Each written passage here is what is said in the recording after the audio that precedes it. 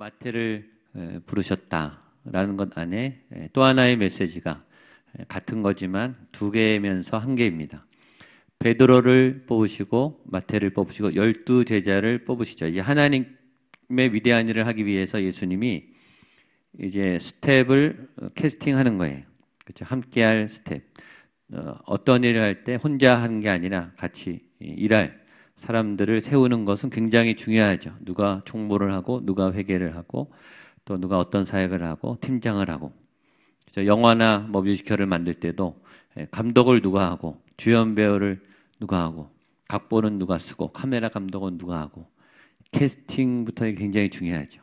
그래서 어떤 중요한 일을 할 때 그 캐스트들이 어떻게 되느냐, 이 구성 멤버가 어떻게 되느냐는 굉장히 중요해요. 그래서 지난주에 베드로를 부르신 예수님이 오늘 마태라고 하는 이 전혀 뜻밖의 교회 안의 사역자들의 상식을 넘어서는 파격적인 캐스팅, 도저히 뽑으면 안 될 사람을 예수님이 뽑으신 거예요. 그러면서 예수님이 앞으로 내가 이런 12제자를 뽑아서 이런 새로운 일을 할 거야. 이때까지 세례 요한이 했던 그런 스타일이 아니고 구약의 그런 전통적인 율법의 방법이 아닌 전혀 새로운 시대, 새로운 사역의 새로운 방법으로 새로운 사람을 뽑아서 예수님이 그렇게 하시겠다는 앞으로 예수님의 사역의 새로운 그림, 예수님이 어떤 새로운 하나님의 나라, 이때까지 사람들이 상상하지 못했던 새로운 개념의 그런 놀라운 진짜 하나님의 나라를 세워나갈 것에 대한 그림을 보여주시는, 그걸 마태를 이제 뽑으시면서 하시는 굉장히 중요한 부분입니다. 그러니까 하나면서 메시지가 두 개입니다. 저와 여러분이 늘 기억할 것은 하나님은 창조의 하나님이라는 겁니다. 창조란 새로운 일이 일어나는 거죠. 그리고 우리는 날마다 어쩔 수 없는 새로운 현장, 새로운 상황, 이번 한 주도 분명히 새로운 일들이 일어나고 전혀 새로운 뉴스가 나오겠죠. 똑같은 일은 없어요. 똑같은 오늘은 한 번도 없습니다. 다 다르죠. 하나님은 멈추는 일도 없고 똑같은 일을 반복하지 않으세요. 늘 새롭습니다. 70억의 인구가 다 다르고 그들의 매일매일 시간의 라이프 스타일이 다 다릅니다. 한 가족도 다 달라요. 쌍둥이도 다 다르죠. 예수님이 제자를 부르실 때 다 다르게 부르셨어요. 다 스타일이 달랐어요. 이렇게 멤버를 초청하지도 않고 공고도 안 붙이시고 찾아가셔서 개인적으로 컨택해서 다 부르셨어요. 스타일이 다릅니다. 구약은 옛 계명이고 신약, 새 언약, 새로운 계명이에요. 우리는 지금 구약처럼 안식일, 토요일 날 예배하지 않고 주일 날 예배를 드립니다. 돼지고기, 새 이런 부정한 음식들 지금 다 먹고 있어요.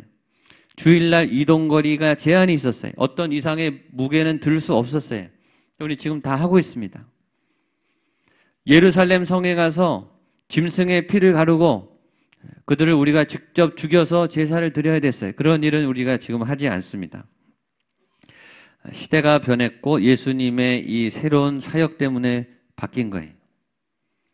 여러분, 진리는 변하지 않죠. 변하지 않아야 진리죠. 그러나 그 진리를 담고 있는 그릇은, 진리를 표현하는 그 내용은, 진리가 뿜어내는 그 진리의 메시지는 시대마다 상황마다 사람마다 다 달라요.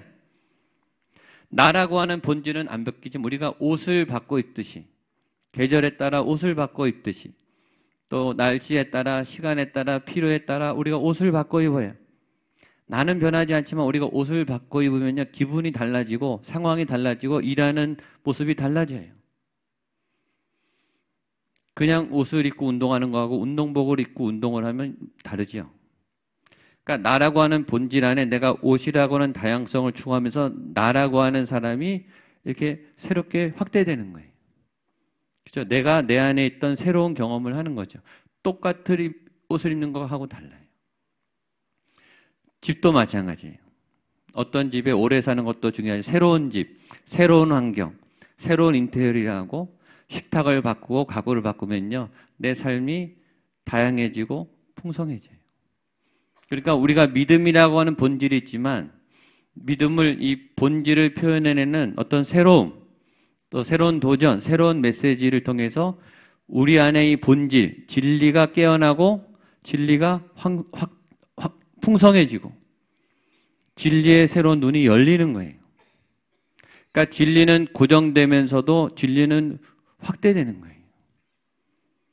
하나님이라고 하는 분은 진리인데 여러분의 알고 있는 하나님에 대한 지식이 확대가 돼야 되죠.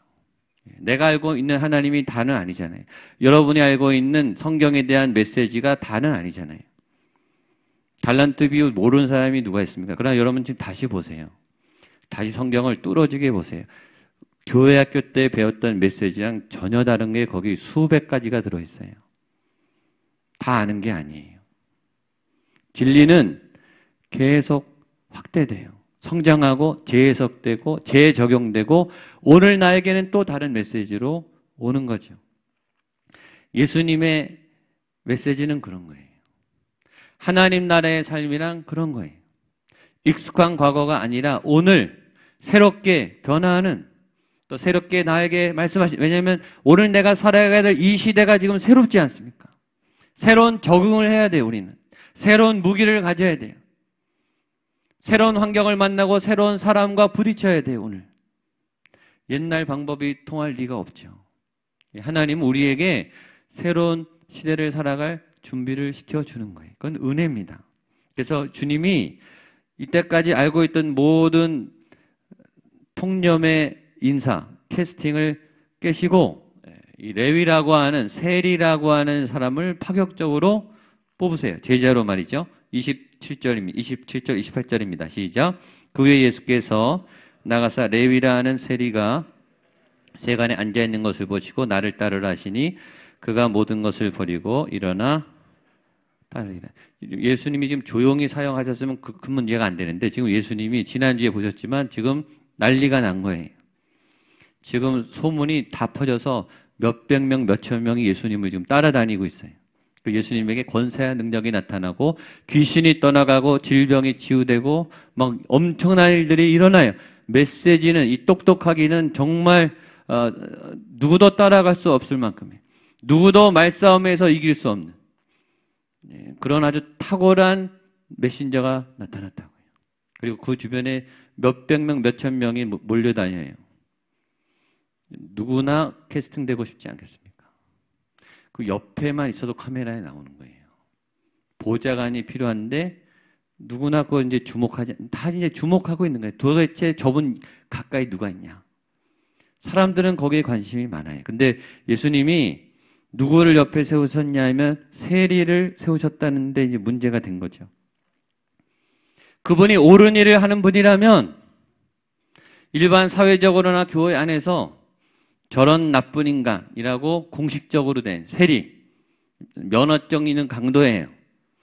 우리 동족의 피를, 세금을 아주 엄청 뜯어내서 로마에게 줄 뿐만 아니라 나머지는 자기가 다 갖는, 아는 사람을 막 다 뜯어내서 자기 배를 불리는, 그러나 대항할 수 없는 아주 포악하고 파렴치하고 우리의 원수 같은 그런 레위를 뽑았다는데 긴장해 있는 거죠.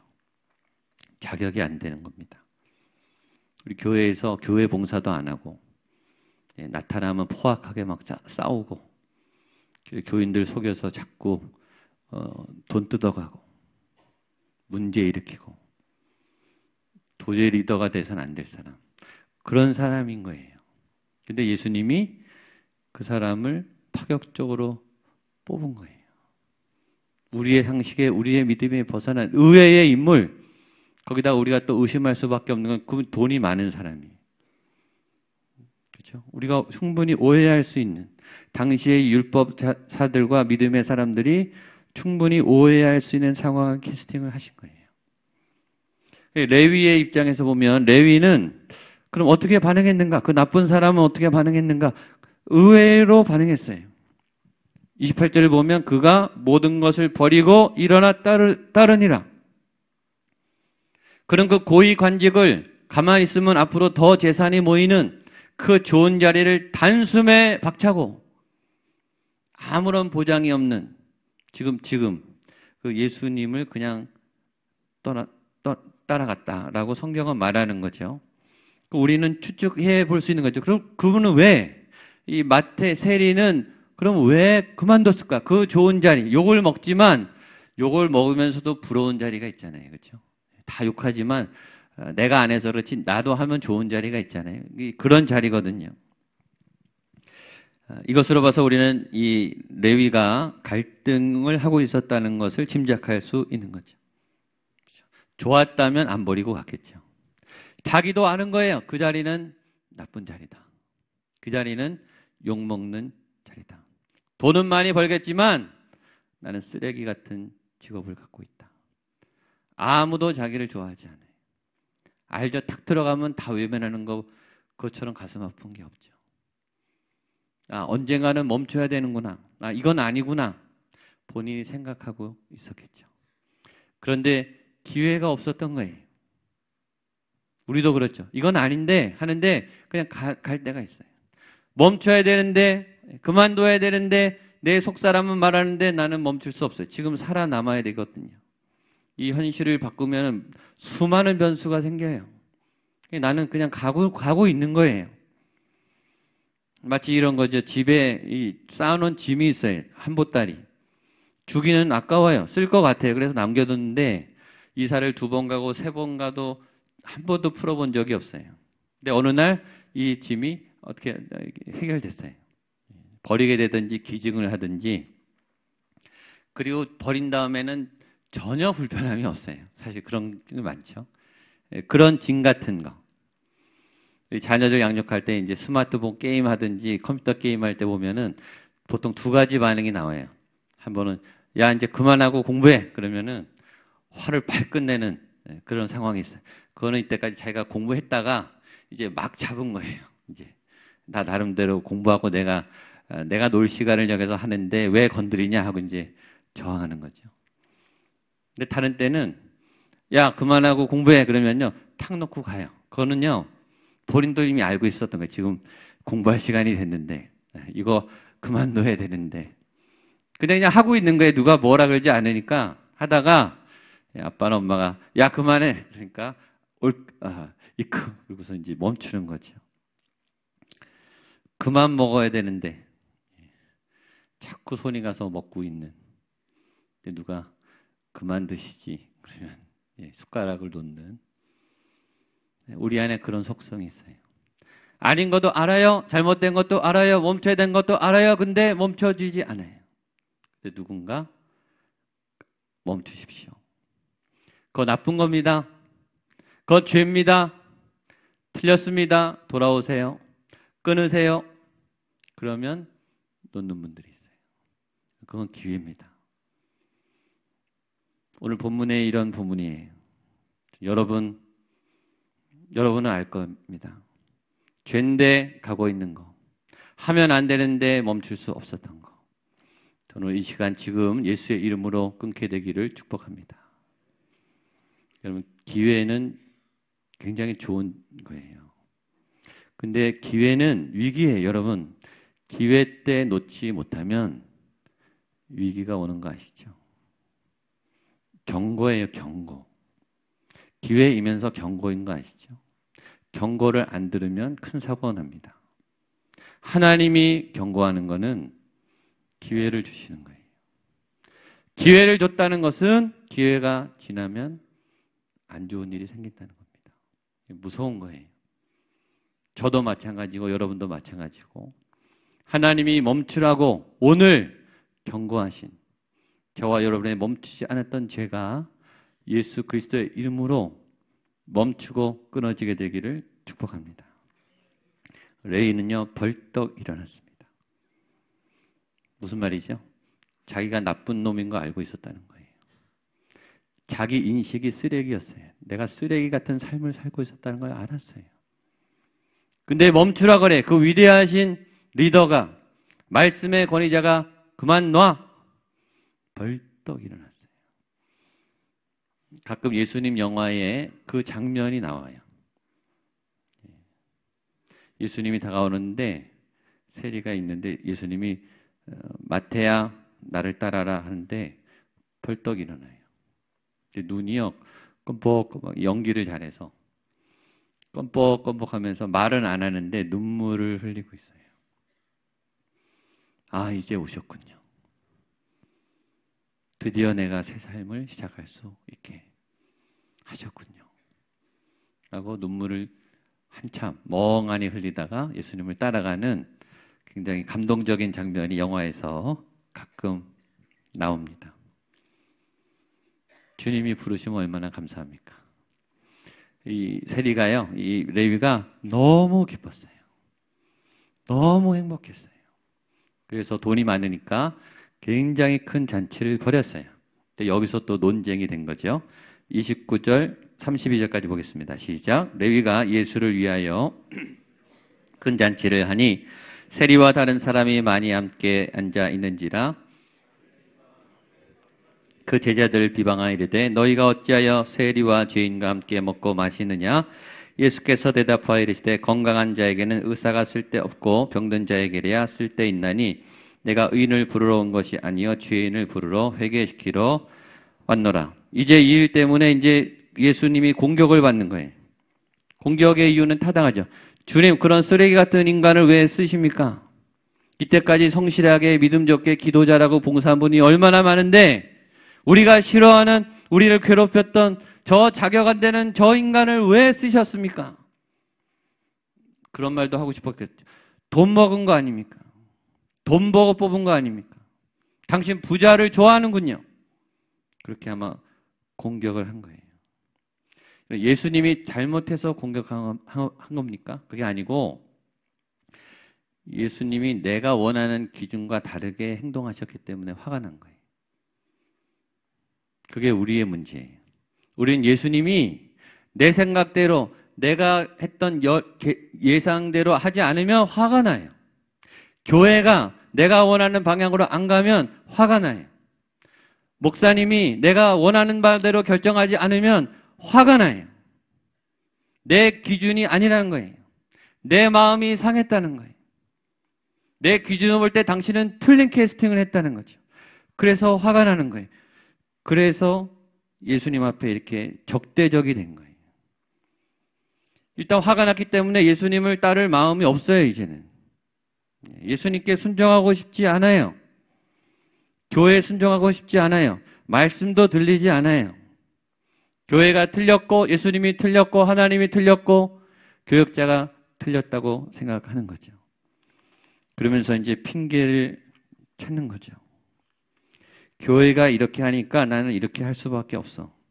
예수님이 이렇게 나오시니까 나는 이런 삶을 살 수밖에 없어 라고 생각하는 거예요. 그게 아니라 이미 예수님의 결정과 선택에 순종하고 싶은 마음이 없는 거죠. 그리고 이미 화가 나 있는 거예요. 예배하면서 화가 나 있는 분들, 기도하는데 이미 화가 나 있어요. 하나님이 내 절박함을 모르고 나를 외면하고 다른 사람 먼저 도와주고 내 도움이 되지 않는다고 생각하기 때문입니다. 근데 그런 무례한, 사실은 주님의 입장에서 보면 황당하죠. 그런 철없는 사람들에게 어떻게 반응하시는가? 화내지 않습니다. 화날 일이죠. 캐스팅은 주님 마음대로 하는 거 아닙니까? 주님이 권한이에요, 사실은. 사람들은 권한이 없거든요. 근데 주님은 절대 화를 안 내세요. 저는 그 주님이 정말 놀랍습니다. 31절 32절입니다. 시작. 예수께서 대답하여 이르시되 건강한 자에게는 의사가 쓸데없고 병든 자에게라야 쓸데가 있나니 내가 의인을 부르러 온 것이 아니요 죄인을 불러 회개시키러 왔느니라. 일단 화내지 않으시고 주님은 설명하세요. 내가 왜 이런 일을 했는지, 내가 왜 이 사람을 선택했는지. 일단 예수님은 이 사람에 대한 불만을 이해하고 있는 거예요. 그렇죠? 죄인이라고 말했죠. 이 사람 중죄인인 거 알아요. 사람들이 다 싫어하는 것도 아는데 그럼에도 굳이 뽑으신 이유는 내가 이런 사람들을 바꾸러 왔다는 거예요. 그 사역에 이 사람이 필요하니까 내가 뽑았다는 거죠. 그러니까 해설을 해주고 설명을 해주고 예수님의 본래 뜻을 잘 설명해줘요. 화내지 않고 내가 이렇게 해서 뽑은 거야. 내가 이제 이런 일을 하려는데 이 사람이 필요한 거야. 내가 원래 하려고 하는 사람은 건강하지 않고 아프고 힘들고 죄가 많은 이런 영혼들을 살리려 내가 온 거야 라고 설명을 해요. 여러분, 예수님의 메시지를 잘 들으셔야 돼요. 이 메시지 안에는 설명만 있는 게 아니라 예수님의 메시지 안에는 굉장히 다양한 메시지가 있어요.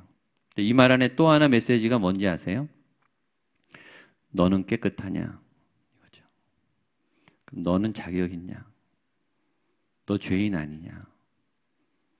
여러분, 이 말은요, 다 해당되는 거예요.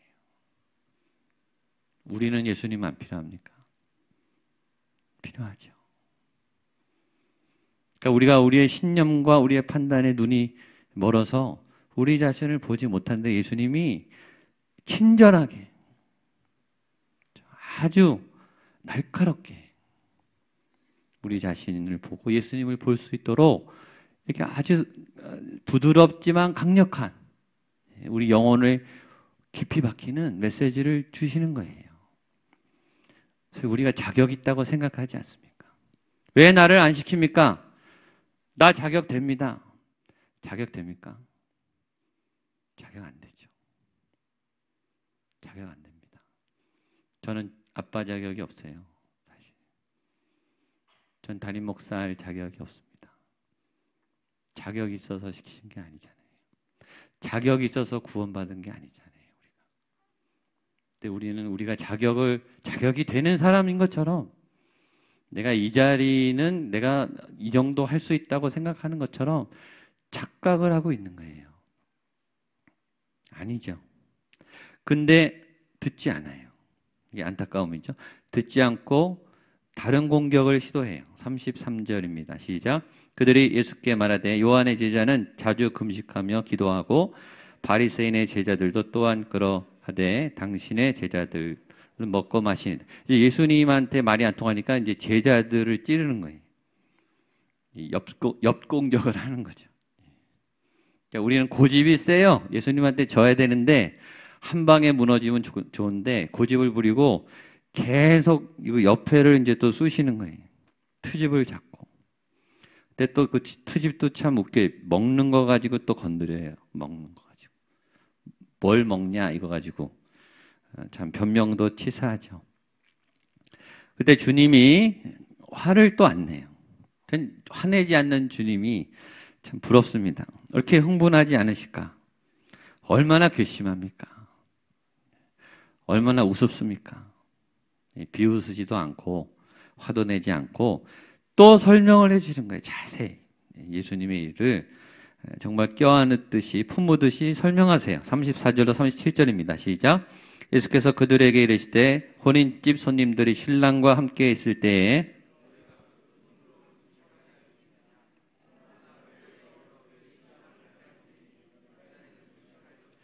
또 비유하여 이르시되 새 옷에서 한 조각을 찢어 낡은 옷에 붙이는 자가 없나니 만일 그렇게 하면 찢을 뿐이요 또 새 옷에서 찢은 조각이 낡은 것에 어울리지 아니하리라. 새 포도주를 낡은 가죽 부대에 넣는 자가 없나니 만일 그렇게 하면 새 포도주가 부대를 터뜨려 포도주가 쏟아지고 부대도 못 쓰게 되리라.